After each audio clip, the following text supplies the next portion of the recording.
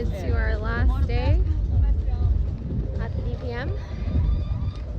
I have literally not been able to take much footage because we're having too much fun. Awesome. But yeah, let's take a little tour down to the festival.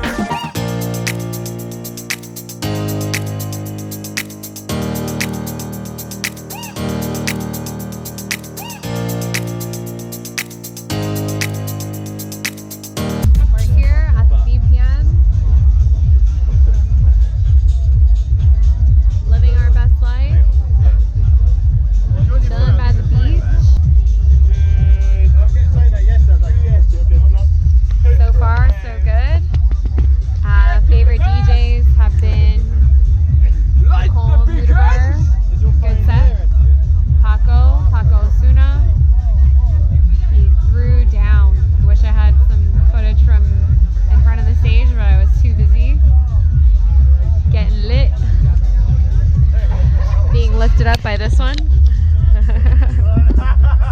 Yeah, show up the guns. What guns? Show them the gun show. Take them to the gun show. Like rifles. We still have 2 more days. The ones you have to put like doubles in.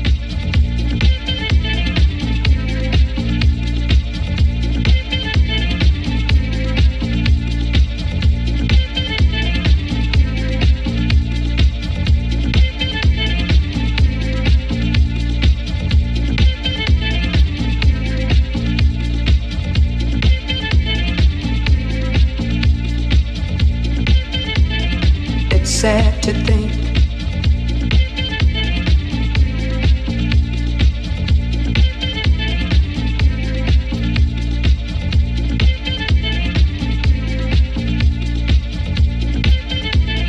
it's sad to think I guess neither one of us wants to be the first to say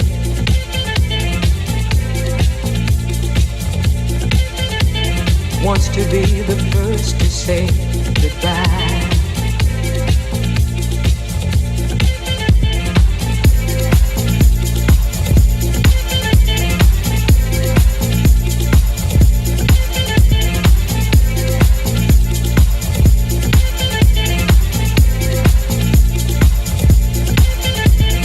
It's sad to think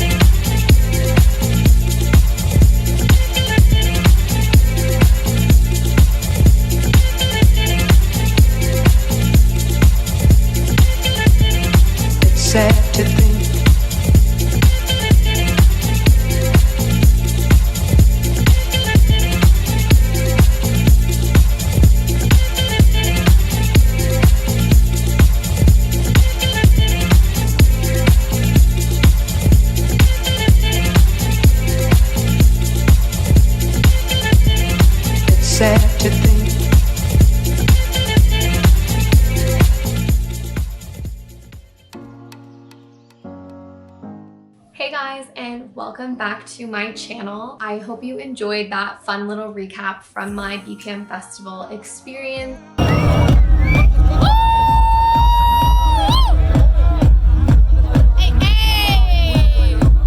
As you guys can see, I had an awesome time. I just wanted to give you guys a little more insight into the festival because it is more of an underrated festival. I really wanted to just give you guys a little bit more insight into what goes on at the festival, what it's about. If you're ever planning a trip to go to the BPM Festival, whether that be in Portugal or any of their other locations, this would be a great video for you to watch. So just to get into a little bit about the BPM Festival in itself, I was able to attend the Portugal edition. This is the largest gathering that they do have a year, and it was by far an absolutely amazing experience. BPM Festival stands for Bartenders, Promoters, and Musicians, and it was created in 2008, so it's not that old of a festival yet. It was created as a gathering of industry professionals, whether that be, DJs, producers, industry leaders. And now the festival has grown to over 70,000 attendees, and it's become a global gathering for people in the industry. There's over 80 events a year that the BPM holds. The Portugal Festival is the biggest of them all. So you guys may or may not know that the festival used to be held in Playa del Carmen in Mexico. However, after an unfortunate incident with a shooting, the large part of the festival was moved to Portugal, specifically Portimao. So the region is a coastal region. It's in the Algarve. It's absolutely stunning. There are cliffs, that are humongous, spanning across the beaches.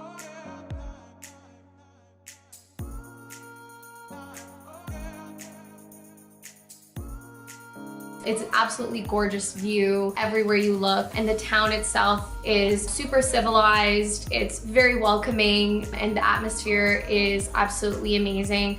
You just feel really welcomed into their culture. I think it was a good choice moving it to Portugal overall. So let's get into a little bit more about the festival. Festival starts at 2 p.m. and ends at 6 a.m. every day. It started on Thursday and it went all the way till Sundays. Pretty long of a festival for a 4-day, although I've heard the one in Mexico was actually a little bit longer than this. How it works basically is there are different parties being hosted by a number of different labels. So each day a label will host a party at that specific location. So the parties are held in a number of different beach clubs and nightclubs, different venues throughout this beautiful beachside town. And how it works is a label will throw a party for that particular day, and the lineup will be all the artists in that label. So for example, one of the days Paradise had a lineup. They had all their consecutive artists going back to back at that specific stage.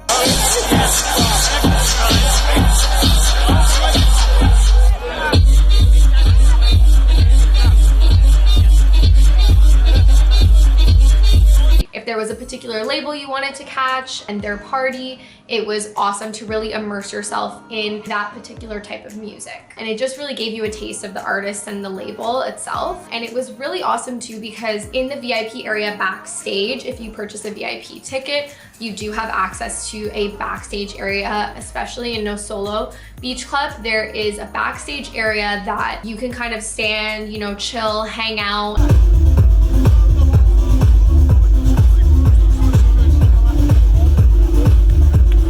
And the DJs tend to come in and out of the backstage area and just kind of hang out, meet, mingle, talk to people. So it was a place that I was able to meet quite a few artists, which was really awesome in itself. It was really awesome and quite a different experience than what I'm used to at festivals, especially because the labels in themselves have very particular perspectives on music, so you can really kind of immerse yourself in that throughout the day. Definitely a long day, I would say, going from 2 p.m. to 6 a.m. So the nice thing about the festival is you have in and out privileges to all the venues throughout the period of each day. You can kind of just walk to the festival, walk back to your Airbnb, have a few drinks, have dinner, go to a restaurant, come back to the festival. So in no way were people really staying all the way from 2 p.m. to 6 a.m. in the morning. So it really was nice that you could leave and come back and just enjoy the festival as you would please. We heading out, round 2. Cheers. Let's get it. So that's something I definitely really enjoyed about it, as opposed to, you know, entering a festival and then having to be there from start to finish. So the two main clubs that you saw in the video, especially that I posted in the recap, on either side of the beach. So the first one was Blanco Beach Club. That one is for the most part created there. There is a smaller beach club, but they do add on to the beach. So part of the actual venue in that area is sand, and it's super fun because you really feel like you're dancing on the beach, the moonlight in the sky. It's super, super amazing of a feeling to be there at night.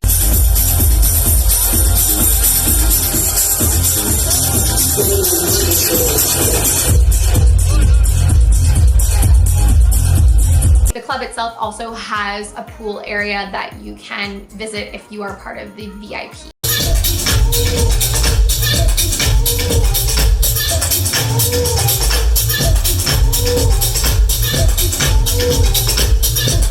Again, another reason why we preferred having VIP. Also, other than the separate entrances for VIP, you didn't have to wait in a longer lineup. You could actually enter through the specific VIP entrance. The other club that's on the opposite side of the beach is called Nosolo Beach Club. It also had a pool area and a little restaurant. And across from Nosolo, there was actually a number of restaurants and fast food places that you could eat at.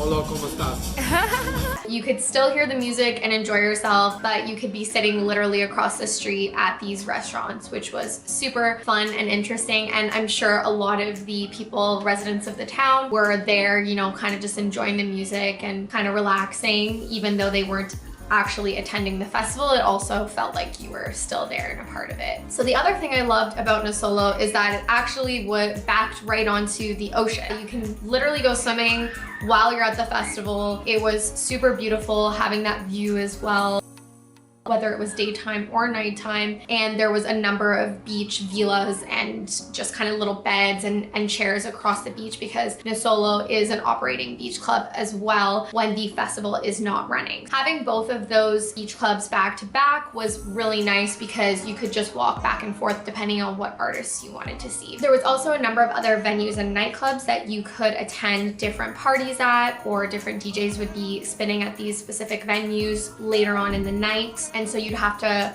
climb the stairs back up that cliff that you saw in the recap video, and you would just kind of walk along the strip where all the venues and clubs are. And there was one called Cathedral that we got to see Pleasurecraft in, and it was by far such an amazing experience.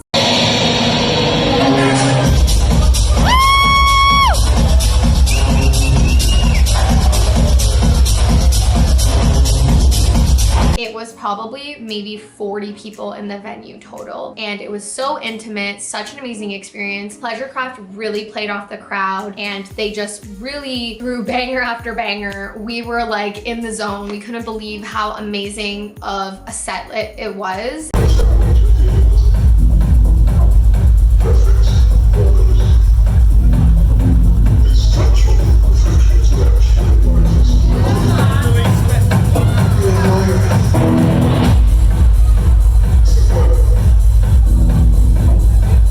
Just such a small crowd as well, and everyone was just, you know, going off, and it was really awesome to see and experience. So I think that was my favorite overall set of the entire weekend. Funny enough, it was inside the place, looked like a cave, but it was just such an immersive experience. Another place that you could visit throughout the strip was called Ocean Beach Club. It had a view overlooking the beach on the Praia, and it was so beautiful.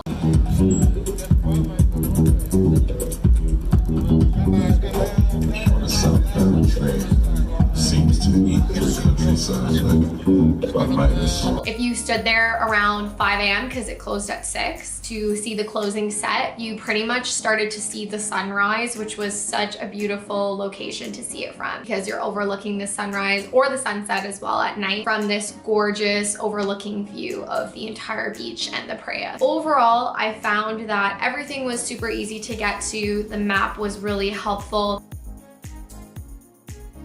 Only thing is, leading up to the festival, kind of accessing the set times or the specific artists that would be playing, the specific labels that were running the parties. It was a little trickier to figure out, but once we met with some people who had been to the festival before, they kind of gave us a rundown of what to expect and how to go about these parties. It was a little bit easier to figure out. The other thing is getting from Faro, which is the airport, or Faro, I don't know if I'm pronouncing that right. So getting from Faro to Portimao is about a 45-minute to an hour drive. Luckily, there are a lot of taxi and car services that can bring you to the Praia.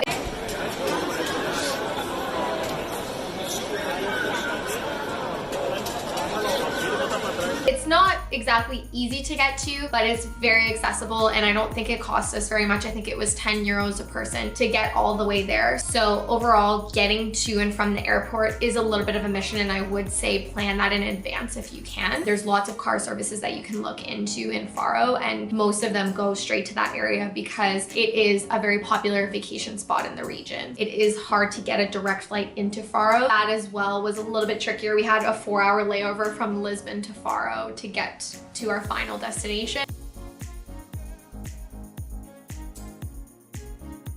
But it was well worth it because it was absolutely stunning. I would highly recommend Portugal as a vacation spot in general. It was absolutely amazing.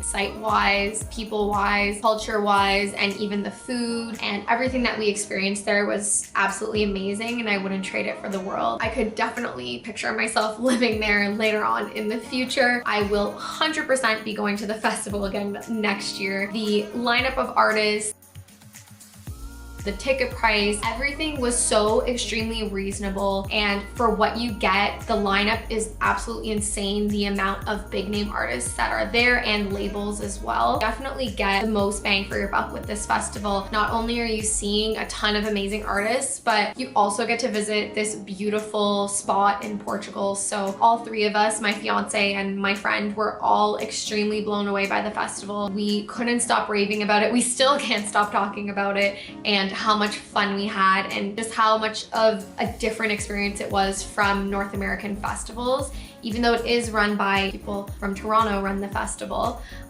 But I mean, the culture in the festival is just so unique, and it's not something you normally come by with big name mainstream festivals. So I was super happy that we went, and I've been trying to go since I got into EDM music. Basically, I've been trying to go to this festival, so I'm so happy that we finally made the jump to go. Another amazing thing that I got to experience while I was at the festival was working with the camera crew. We filmed a short portion of the after movie.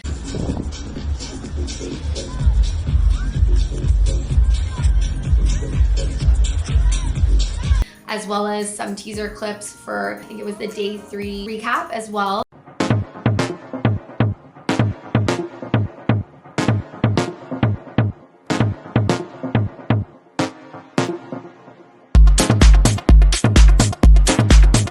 So I got to work with the amazing team of people that pretty much every portion of promotion for the festival, and I got to work with them, and they were such humble, amazing people.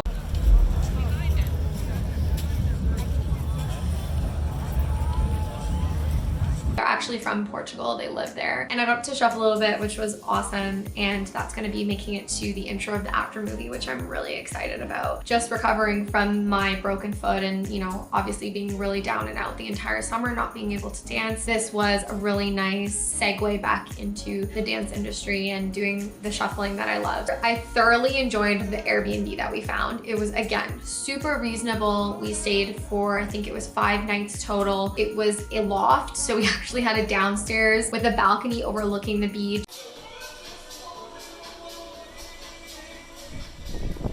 Woke up this morning to a beautiful view.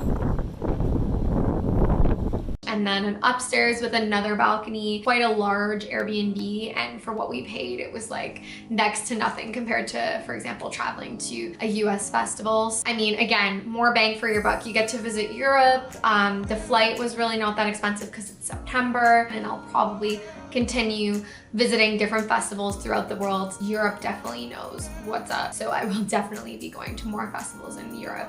But definitely look out for next year. I know that the BPM has an upcoming festival in Costa Rica in January, and then they are having their Portugal festival again probably next September, so look out for that. That is the one that has the biggest lineup of artists and the most parties that they do throw. I'm really happy that we were able to experience that, and I look forward to more BPM festivals in the future.